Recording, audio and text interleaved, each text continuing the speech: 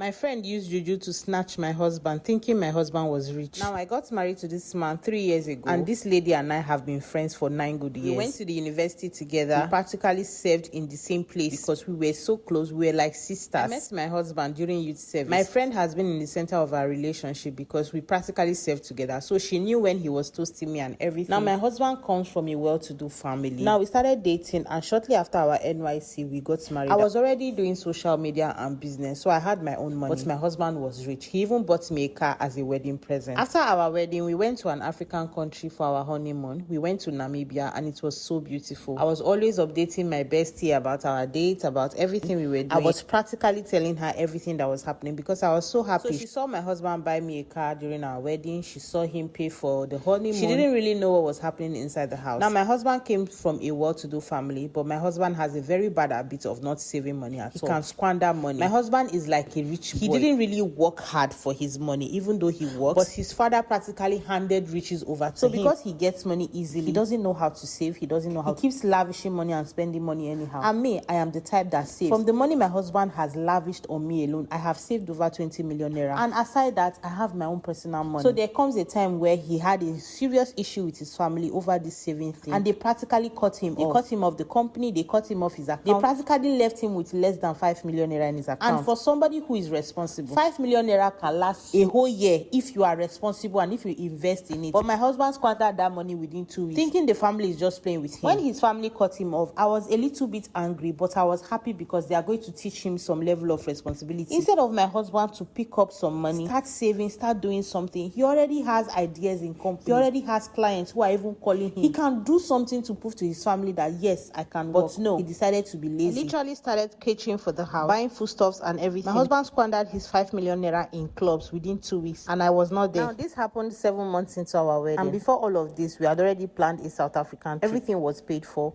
It was just for us to travel. Now, the date is there, and my husband has no money. And me, I'm not about to miss out my trip. Since he had already paid for everything, I decided, okay, let's just go. If it's buy little things, I can afford that. So we went on that trip. We did a little shopping. I still bought for him because I have my own money. So even after our trip, my friend would be gisting me and saying, girl, you are so lucky. Your husband is this. I'm still single in the streets. Nothing is happening. You know, I'll be telling her, yes, so my husband is a godsend to me. He does this, he does that. He's even planning to change my car. She will be like, you guys have gone to Namibia. You guys have gone to South Africa. She was just saying all sort of things. And I was just playing along because I was not embarrassing myself by telling her that my husband does not even go to work anymore. To cut the long story short, almost 2 years into our wedding, my husband practically started hating me. This is somebody that I have been managing. Go to work, no. If not for his friends and the connection he has made, he will practically have no 10,000 naira to spoil his car. His friends will still bring one deal. He will make 200k, 500k for me. Because of pride, he refused to go and beg his father or do anything to prove to his father that yes, I can work. He practically allowed pride to ruin everything for him. Somebody that was earning nothing less than 10 to 20 million naira in a month is now earning 200k, 500k once every other month. And I was minding my business. All of a sudden, the hatred came from nowhere. My husband would start shouting at me, talking about all this. Before you know, he started mentioning my friend's name. Your friend is better than you. She talks with much respect. This one, you will soon leave this house. I'm like, this man that is practically obsessed with me. What is all of this? Where is this one coming from? Even though there is no money, I know that my husband loves me to feel. So one day I wrote to my friend and I told her that my husband loves me these days. I don't understand. This man is practically obsessed. He will wake up every morning singing praises of love to me. She was like, really?